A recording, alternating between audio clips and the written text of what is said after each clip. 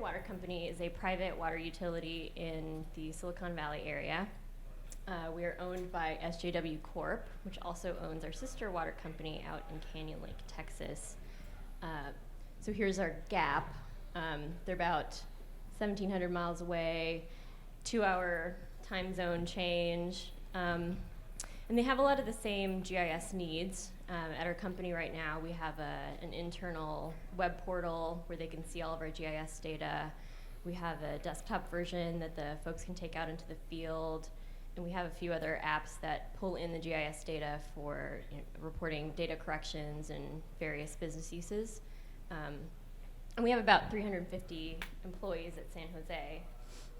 Canyon Lake has about 50 employees, or 40, and they have basically all the same needs, but they're also working with different landscape and different customers. And I'm also working with a very different clientele inside the office.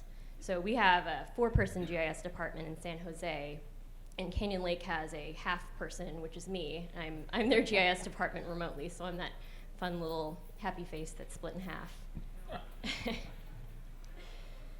So their needs, again, are basically to see their data, but there are always constraints, and so I like to think of this as like the bridge troll, since I'm sort of navigating this bridge between San Jose and Canyon Lake. The bridge troll demands that the enterprise GIS data live with us in San Jose in our Oracle spatial database. It's really important for us just because it's already what we have and it's tied in on our side with a bunch of other systems. And again, when you're working with 2 companies and you've got one person doing a lot of work, it's just easier when everything kind of works on the same systems. They need a viewing application, obviously, and a cloak of invisibility, meaning that as a utility, our data is confidential because we don't want terrorists to come poison our water supply or whatever. So everything that moves between us has to go through a secure network. So some limitations on their side, primarily funds. Not only are they a smaller company with fewer employees and fewer customers, but everything is just cheaper over there, but the software is not actually cheaper over there in Texas. So using a commercial off-the-shelf product like Esri would be expensive. I mean, we don't even do it in San Jose, so completely out of the ballpark for them. They also are working with really old machinery. They have machines. Most of their machines are still running XP, which, as we all know, just got deprecated a few weeks ago. So that's kind of what we're working with. It's also a rural area. It's in between Austin and San Antonio, and it's kind of this region that goes around this recreational lake. And it was a lot of work for them to even get internet out there. It's pretty slow. And on top of that, with our invisibility cloak, that's just more things hampering the passage of data between our 2 sites.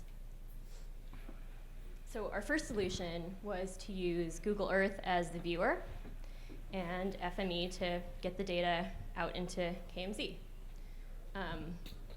This was pretty nice.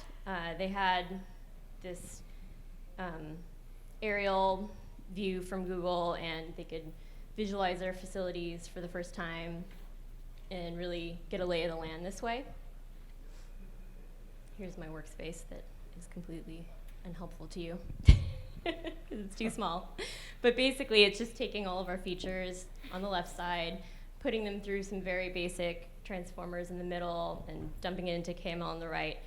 Most of what's happening is just styling it to match our company's symbology, customizing the attribute display, making it more helpful to them since we store a lot more things than they need. And the advantages are, obviously, it's a free viewer. That's really nice. The street view is also a nice plus, and eventually when we got FME server, all of this was just done automatically and taken out of our daily workflow. But there were also some disadvantages. KMZ was a huge flat file, and so even just to start running, we had to take out a lot of things. So they didn't have things like a base map layer. They couldn't see parcels or street names. They could just kind of see what Google Earth already had and then our facilities on top. So there was some unmet need there. It was also, because it was such a big file, that data transfer that we scheduled nightly would fail a lot. And so whenever they would look at it, it was a pretty good bet that they were looking at data that was like maybe 2 or 3 days old, or maybe even more, depending on the network problems. Another thing is that it was kind of an unfamiliar interface for our staff there. Before we were able to get any kind of GIS to them, they had been using the county GIS site to kind of get around and help them interface with customers, and that was running our GIS server. And so they're really used to the typical GIS layout with the legend on the side and being able to query for basic things. And so it was kind of discouraging for them, and a lot of people just didn't know what to do with it. And so it ended up that a lot of people didn't even use it. And then the last thing is that with their old machines, Google Earth was just kind of too bulky of a program. So half the time they would fire it up, they would always be running some other huge enterprise program, like for billing or whatever, and it would crash the computer and take them out of commission for 20 minutes while they had to reboot and get everything started again. So it turned out that a lot of people didn't want to use it just for that reason. So we decided to pick a more futuristic solution, going with open source. Also free solutions.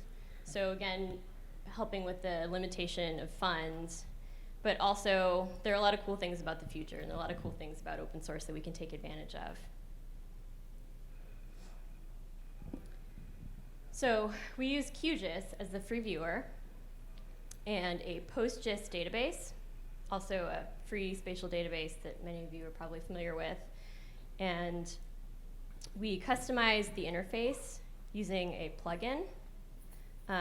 And basically this gave them the interface that they were used to, right? So there's the legend on the left, it's a typical GIS layout, but also this nice search toolbar with customized buttons for them, for the searches that they use. So they need to search by street or address, or also some of our zones or subdivisions.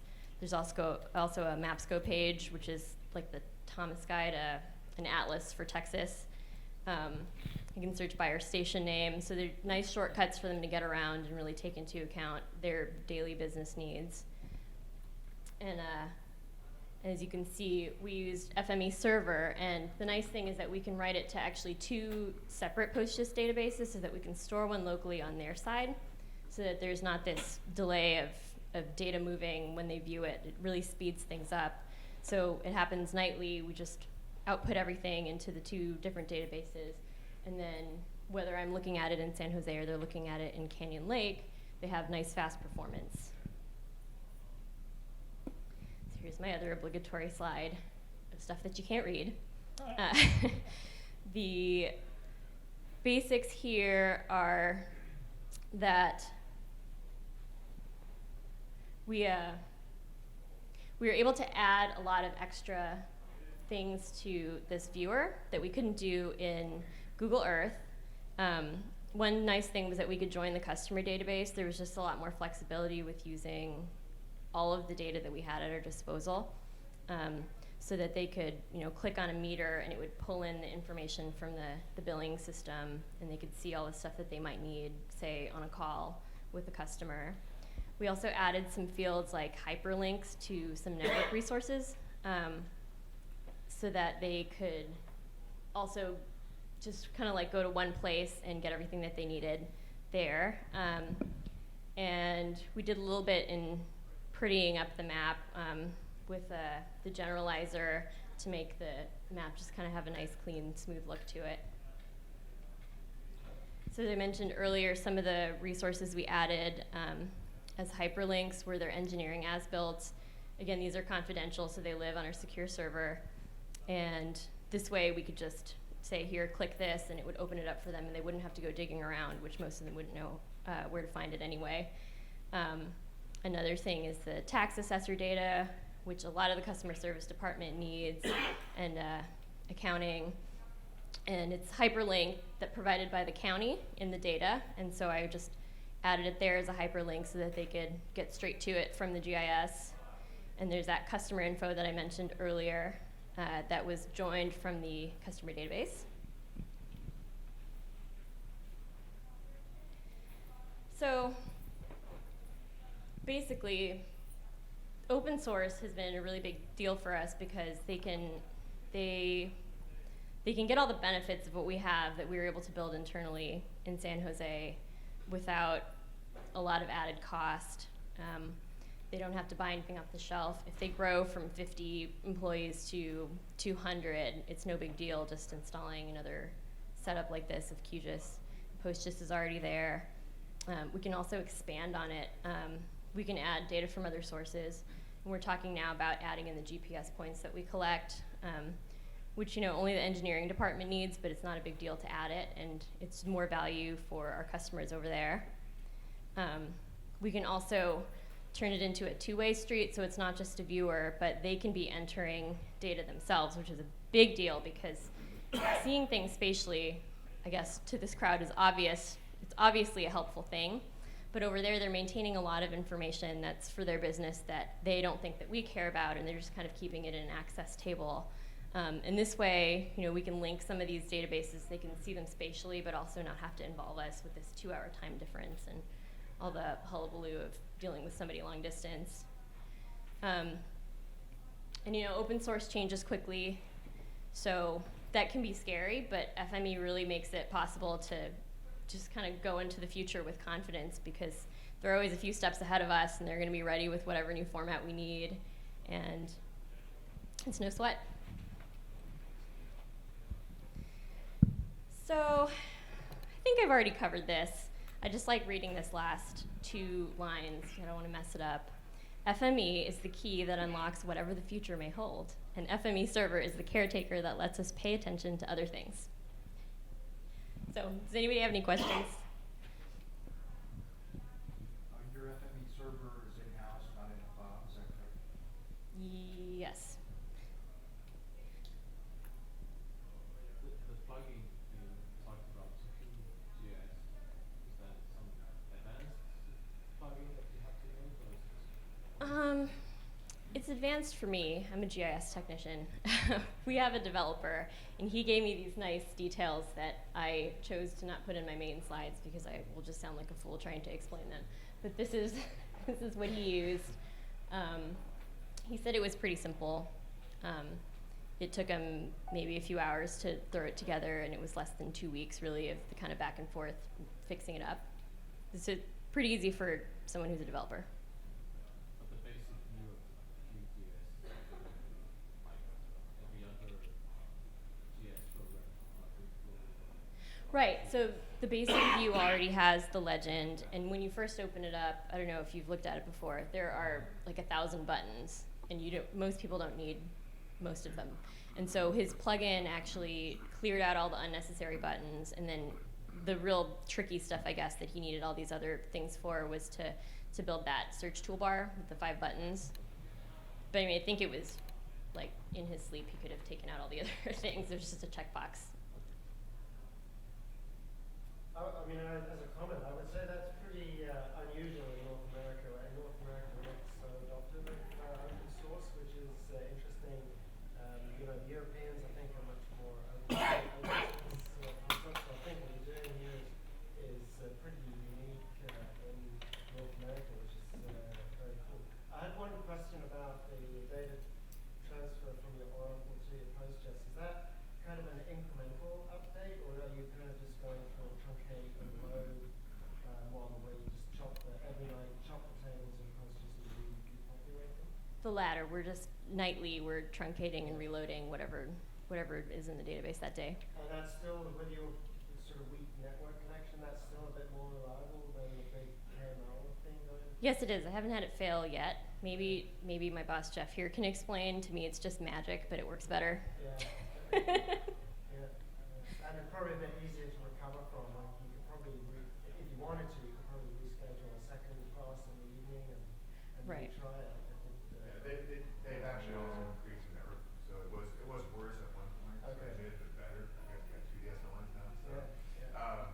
But yeah, so the database ETL that fails, it's just a simple run it again. Yeah. So most of our fails are more on the transfer of a large flat file as opposed to the transaction piece. So it wasn't Yeah. the other half of the issue, it was more of a network transfer. Yeah, it's just like a big, you got a big file and it